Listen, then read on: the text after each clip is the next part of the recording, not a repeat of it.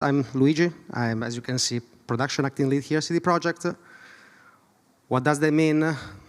Questions a lot of people do ask, right? So, well, I mean, I've covered a few projects, and I have different roles depending also on the project, right? How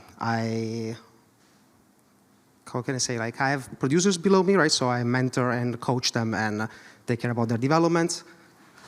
Majority of my time right now is on the Cyberpunk expansion, where I cover a few teams within the art realm. I also take care of the team here in Warsaw for the serious project, right? Let's say mostly people management, the project that we're working with the Boston studio. And let's say I also cover some teams that are also right now in the Polaris project, but because also they're transitioning from Cyberpunk from one project to another. So let's say a bit of everywhere. So I've been doing this for 10 years, more or less, right? Started with very humble beginnings from Android porting. And I've been here at CD PROJEKT for at least for around 4 years. So I'm not sure what is the, like, how can we start with some. I'm going to come and ask you. I'm going to grill you with some tricky questions. Sure. Okay. I mean, you have a leading role within CD PROJEKT. What are you missing in terms of talent? What do you need? Oof. Good questions. All right. I think right now. I mean, I'm rather than missing, right? I would say that with the shift to the new engine, probably, right, within the company, as you are aware, experience with Unreal is definitely one of the skills that we are very much looking after, right? That doesn't mean that if you don't know Unreal, you're out of the list, right? But that really depends on the role, on the project. So, as I said, like, then if you ask me what exactly we're looking for, right, I think that we're always on the look for people with, I would say, outstanding talent, because, you know, we are one of the top top companies in the industry, and we want to work also with top people in the industry. That doesn't mean that we only look for top people, because as you can see, right, also these initiatives, I think, speaks a lot about the fact that we do care about, let's say, people who wants to get in the industry, right? This is, I think that we have a bunch of initiatives that have been showing this, right?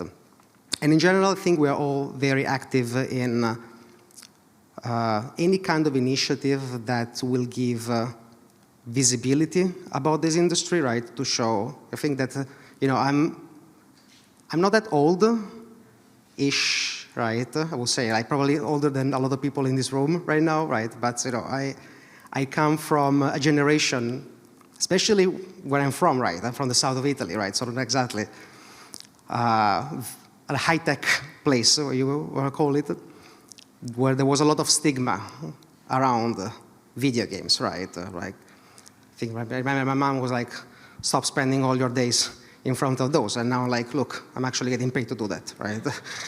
So, who was right in the end? No, just kidding, right? Just kidding. So, again, I think that any kind of initiatives that will, I'm not even saying improve the image of the gaming industry, because I think this is an industry with a good intentions and good image, right? I would say an initiative will make people aware of how good this industry is. It's something that we are we feel very close to as a company, I believe, but also personally myself, right? As an educator, we try to encourage our students not, when they talk to a company, whether they're going to go, whether it's CD PROJEKT or whether it's DICE or Massive or whoever it is, that they would not try to mimic the look or the type of game that the company is already making, because they can basically only produce a rather poor copy. Would you agree with that? That they don't, if you looked at a portfolio of a student, you don't want to see, you know, Cyberpunk or Witcher copies. You want to see something different. When it talks about art, I would say definitely having its own. I gotta come and join you. Oh, please. There's a lot of space here, right? I can't miss being on stage. No. So let me start. So your question is about people showing their own identity. Yeah, more than I mean, you know, because fan art, you know, it ultimately, how interesting is that for you guys? I mean, you want to see fan art? I would say that when applying for jobs, I think fan art is the least interesting, probably, of the. I'm not saying fan art is per se something bad, right? I've seen also some. For example, some illustrators that we've been working with in different capacities, also outsourcers, I remember, that made some outstanding examples of fan art, but with their own twist, right? But I think that when you apply as an artist, when you comp your portfolio, it's very important to show what you're good at, what you enjoy working on, right? I mean, honestly, this is a suggestion that I would give to anybody, right? In terms of think about when applying for something, again, thinking about what you want to do. Think about, yes, what the industry is looking for, right? What the companies are looking for, right? But never forget what you actually ultimately want to do, what you are good at, right? I deeply think that if you are very good at something and this something is useful, you'll definitely find somebody who's eager to employ those skills, right? And how important, I mean, I was talking before, the importance of soft skills, the ability to work with other people. And if you ask me as a producer, it's paramount. Absolutely paramount. Actually, like one of the things that I don't remember, like Pavel told me, right? No, think about what is that, they may be asking you what's important, what is needed to work in the industry, right? And for me, I would say that the ability to work in a team, and by this I mean like the ability of compromising, the ability of getting feedback, taking feedback, giving feedback, right, as well. The ability of sometimes giving in on your positions, right? It's extremely important. Why? Because in the industry, let's say in the industry, in a game project, there are different roles, right? You know, usually for simplicity is reduced to art, design, and programming, right? Let's keep it this way, right? These roles, paradoxically, they all want the same thing, right? They all want to make the best game possible, they want the success of the project. But a lot of times their own way of seeing things, they will pull them apart from each other, right? So, because, you know, let's say an artist will say, I want to reach this graphic fidelity, right? And on the engine side, it was like, dude, that's just not possible, right? Because of technical limitation. Anyway, and the ability to compromise and the ability to talk to each other, understanding what the intentions in the end of every person is extremely important. Now, it's also true that if there were no such problems, I would probably be unemployed as well, right? So that's actually also... No, but jokes apart, right? I don't know if I gave the idea of... No, I mean, we put a lot of emphasis in that in the education, I mean, obviously. And one thing is that we'll see how possible it is in the future, how we've done it. We've brought in other education, so the students work with QA as well, and maybe work with project managers as well, so they understand not just how to work in the art, design, and programming, but also other roles, because they are important to By have the as way, well. I didn't want to exclude anybody. That was just like a very simplification of like the triangle. Like it's. We use the same triangle. Yes. Don't worry. I mean, I used to always pretend that you could do it like it was like DPS. It was like you had the same support, tank, and yes. you would have the same thing. You can use the same model, but I think that we put a heavy emphasis also on the kind of some of those, quite not very loved skills like working with perforce, like working with the systems necessary in order to work with a large group on a complex project. That's important, right, for you? I mean, I would say yes. However, a lot of times when you mention things like perforce, right, those are in the end tools, right? Yeah. And I think that tools can be picked with the right, with a bit of training and with the usage of it, right? So I would say, this is part of the hard skills. Like I always say that hard skills can be trained. Yeah. Soft skills can, but that's a bit also harder to. Let's say there's like a different, how can I say, learning curve for that, and that also has a lot with what the personal inclinations of a person are, right? If you're introvert, an extrovert, if there's a lot of roles playing that. But yeah, in general, I would say that having experience with certain tools or certain systems that a company works with, I think it's important, but I would say maybe it will give you an edge, right? But I wouldn't say that as the discriminant, right? The level, like. I mean, we teach perforce for our students not because anybody likes it, because everybody hates it, but only because it's become a kind of industry standard, and that therefore you need to understand it if you're going to step into that industry. Whereas, and I totally agree with you. I think that tools are going to change. I mean, they constantly change. I mean, it's unlikely in 5 years' time we're going to be talking the same tools we're talking about right now. Course. And it's not. The things that our students always, I think one of the feedbacks we get from companies is the difficulty of working in complex pipelines. How would you say that, what would help prepare a student so that they can work better in the kind of complex pipelines that you're going to be working with? Like when you're working with, because I was going to ask you also, when you talk about a project group, how big are they? Because they must be quite large, I was thinking, and they might be not siloed, but compartmentalized in some kind of way. So let's say that's funny when you mention like this different silos.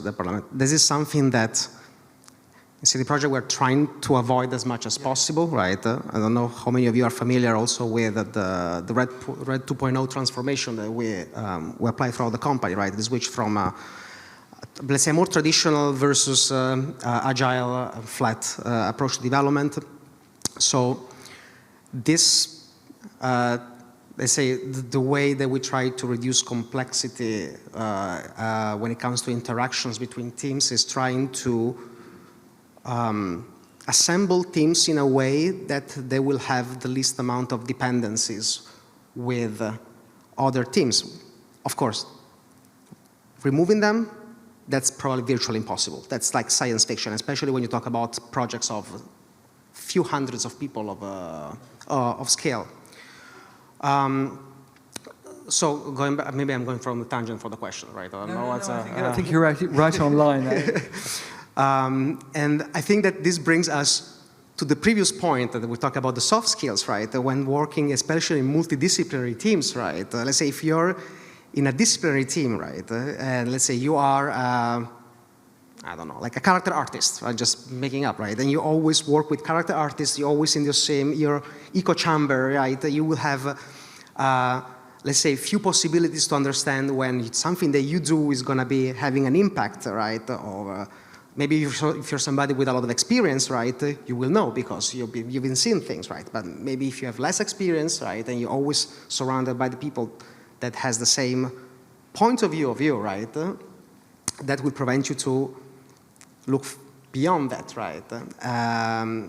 So going back to that, right, I think that being in teams, people should embrace the fact that diversity, like in points of view in a game, that's actually what in the end makes a game better, right? Yeah. I mean, I said something along those lines earlier today. I mean, we see, I mean, from our perspective, to develop those soft skills has to be also take account for the individual of the individual person. And we don't see any, I mean, because I think, maybe you could reflect on this, but my feeling, I've worked in other industries before, I've worked in advertising and design and other things, and film and stuff.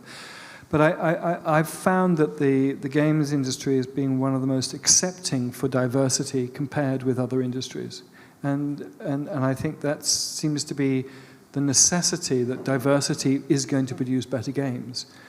Would you agree with that? Yeah, also absolutely, because even I think that there's space in the industry, there's space for accommodating all kind of even social inclinations, right? Let's say, if you are somebody who usually is not very keen on, let's say, people management, right? It's not that maybe you're gonna go through the path of what we call and what some companies call experts. I think we call it expert, or some companies call it principal, right? Let's say you want to be the best in the room at doing something, right? Now, does that mean that in that case your level of soft skills is going to be you can give up on the soft skills? No, right? Because I still believe that once you reach a certain level of seniority, for example, regardless of your discipline, right? I think it's part of your duties, sometimes formal, sometimes moral duties, to elevate the team around you, right? To mentor the people around you, right? Maybe you're not going to be responsible of them, right? You're not going to be managing people. You're not going to give them formal feedback, taking care of their evaluations, right? But still, I think there is a certain level of interactions needed, right? Versus if you're somebody which is more keen towards dealing with people, right? You might go through the path of a lead, right? Where again, lead usually changes between what the expectations are, but the way I see it is that a lead is usually sometimes most of the time somebody who is there to guide people to showing them their path, right? It's not even about telling them what to do, but about understanding what the inclinations of a person are and guiding them towards the right path for them, right? I met with the head of strategy from Embracer recently, and she said that what she is seeing increasingly is the need for all the different people in different areas to be able to have a larger holistic view, an overview of the whole part of game development. They don't need to necessarily be all of them able to crack code in an amazing way, but they absolutely need to understand it well enough in order so they can actually find their role as an artist or as a designer or as whatever else they're doing, in audio or whatever they're doing. Would you agree that having that kind of umbrella understanding of how development works is an essential as we're working on more complex games? Well, that's Captain Obvious. Yes, right? Yes. Yeah, sorry. Sorry. Maybe it was not meant to you, the Captain Obvious. Sorry. Sorry. But no. But maybe the follow-up question is more like how do you make that happen? How do you make that? So I think that the question is let me get how to get a holistic approach, an holistic view on the. I think this has to be a lot to do with experience, right? I mean, I'm not saying that you reach to a point where, only if you have been in the industry for 20 years, right? But seeing different things, dealing with different people, dealing with different teams, definitely helps you giving a broader view on a certain topic, right? Also because I would say not all.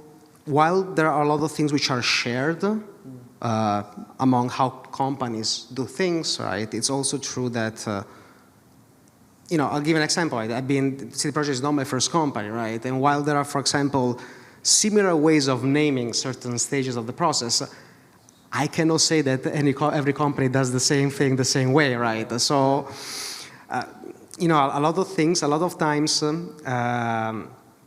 it's about being, flexible, open-minded about, whenever you change a job, right?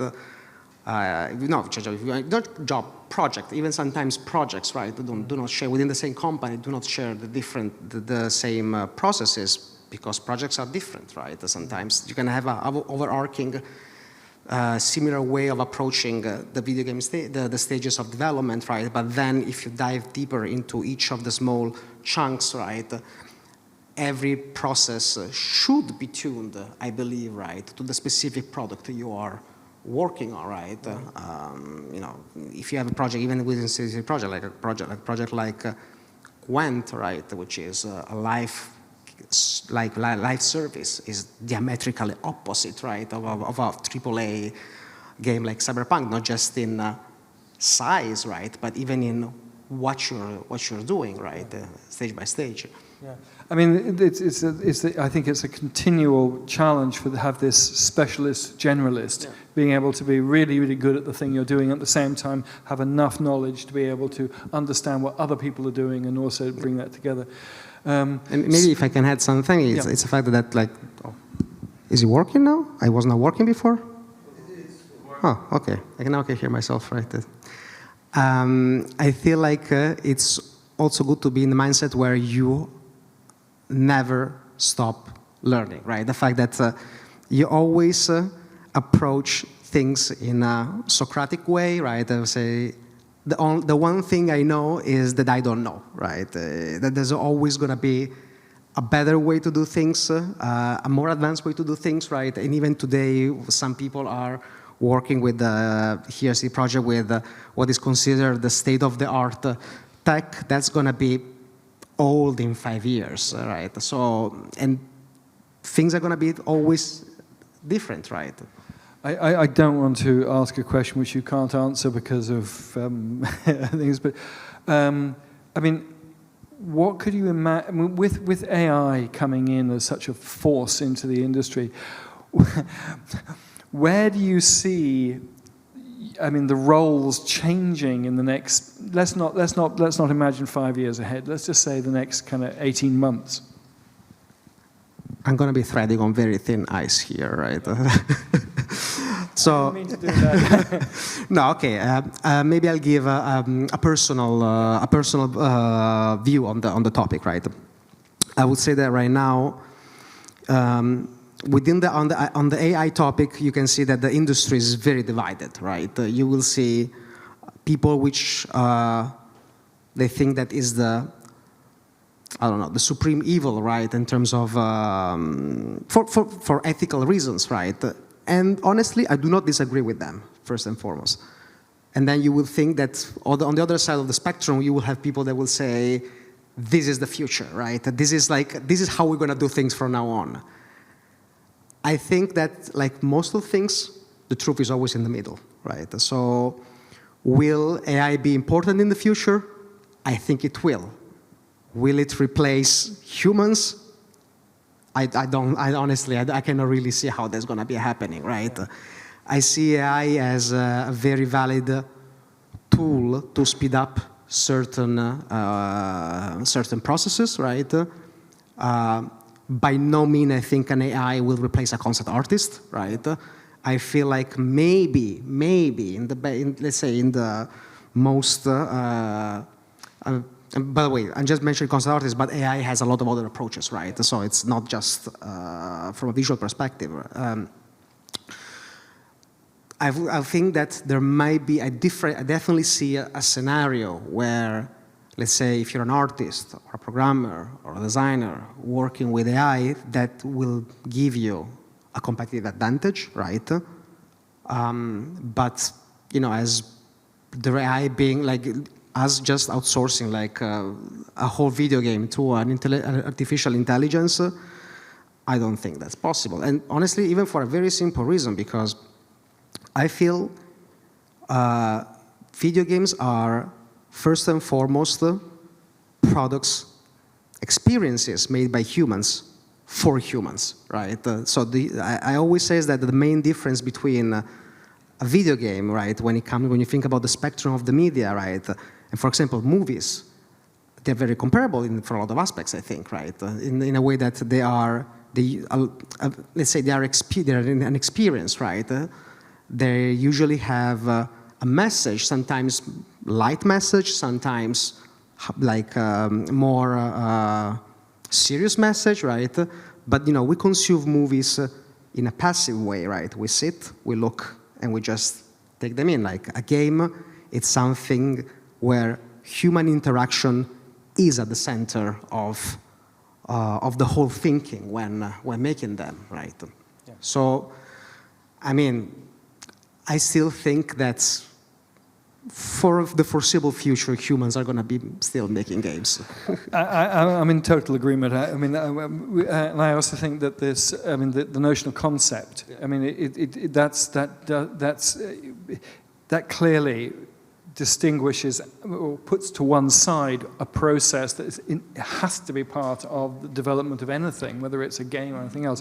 And I think that the passive consumption of media, like a film or a piece of music, being replaced by this participatory role, we have now generations who have had that as probably their central activity in life. We've got this incredible group of young people who have grown up with that as being the activity that they're engaged in most, or they see as most important, where they are engaged directly with other people, or even at the level of changing the nature of the game. I mean, whether they're providing content in different kinds of ways. So I think I think you're right. But from a CD Projekt Red perspective, I don't know if you can answer this, but I mean, to be able to have Futuregames as part of this, what are your expectations? I mean, what do you imagine how we're going to be able to support you?